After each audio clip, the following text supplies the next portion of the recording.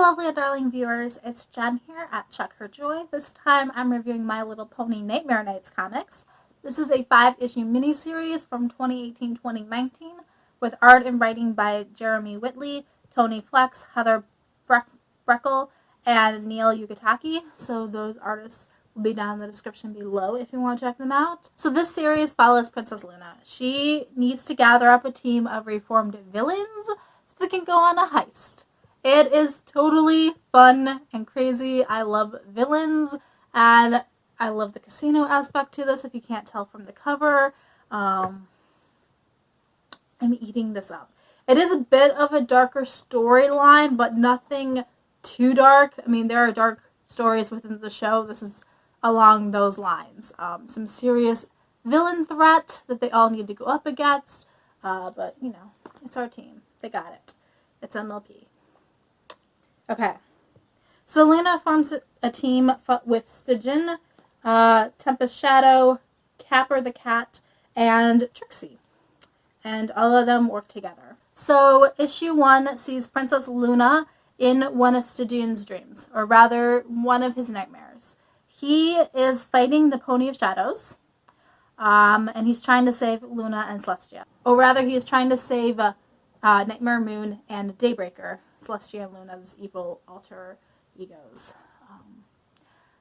Luna steps in and tries to help, but finds out that this is actually a thing that is happening. It's not just a dream. Stygian has this connection to an alternate reality. And when Luna steps in, the Pony of Shadows manages to capture Daybreaker and take her away. So Luna feels guilty. Also, this is kind of her sister, even though it's not like her world sister, but still like Celestia's her sister, regardless of what reality they're in.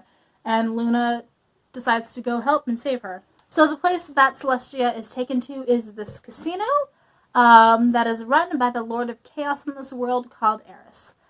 She's like a cousin form of Discord, but definitely much more evil, much more bent on destruction, and just like the more like evil versions of Chaos than Discord, who's a little bit more lighter. So the two of them try to go find Daybreaker. They end up confronting Eris. Eris steals Luna's magic. So they retreat, go back to their version of Equestria, and then try to form a team with other ex-villains, because to get into this casino, you need to pass this meter here, which measures your potential for evil. And you need to hit a certain level to get in. You don't actually have to be evil at the time, but you need to have that potential, that ability that Chaos can, like, corrupt. So she's not going to be able to go to Celestia and the main 6 for this. Gotta get some villains. So the first villain they recruit is Capper, because they are hoping that he can rob Eris without her even knowing that they've taken back Luna's power. Pretty much awesome. They also go and get Tempest Shadow because the staff that Eris used to steal Luna's power is awfully similar to the staff that the Storm King was using. So they're hoping that Tempest will have some insight and be able to help. And then the final pony that they enlist is Trixie for her illusion magic and being able to create diversions. They do point out that maybe Trixie is not quite evil, but she like has a potential to do it, and that is all they need to get into this casino. So Trixie gets to be part of the team of heroes that saves the day, and she's excited to be able to go do something that Twilight can't. So the rest of the series is them trying to sneak their way into here, steal from Eris, save Daybreaker, and not get caught in the process. This is a darker series. It is filled with villains. It's still My Little Pony, though, so it never gets too dark or too scary. You know, nothing worse than, like, the season finales where they're up against the big monster. Got Somber and stuff showing up as background ponies in this. Eris is definitely a very credible, very threatening villain to be up against. But I also really love seeing each of our main 5 taking stands and using things that might have gotten them into trouble in the past as a strength that will save the day in this one. I ate up this entire series. This is the series that made me have to subscribe to My Little Pony comics because I couldn't miss any of these. I absolutely love it. I absolutely love Luna. She's my favorite pony. I love villains, so I just all of the series.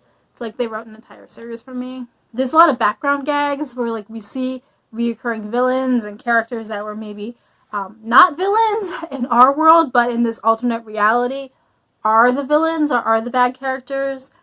People who have potential for evil showing up. There's background in here on these different characters. There's tons of development as they have to face like their greatest fears. I will say that it makes references to the main Friendship is Magic series. So if you haven't been following it, you might not know that Tempest is actually in the Crystal Empire right now with one of her ex-best friends, and you know how she's reintegrating to society after the movie. Like, so I think it does a good enough job of explaining that if you hadn't been reading the comics, you would be like, okay, this is where Tempest is. But if you're super nitpicky about that, you might want to go explore Tempest's backstories in the comics before you jump into these. Yes, I totally ate up Nightmare Nights. It is totally a 5-star read. I am just so excited about these. Yeah. So I will post the links to other MLP comics and stories that I have reviewed down in the description below if you want to see more of my thoughts on My Little Pony. But this may be one of my favorites so far. It's complex and fun, and it has my favorite characters. So, peace out. I love you guys, and keep reading. Bye.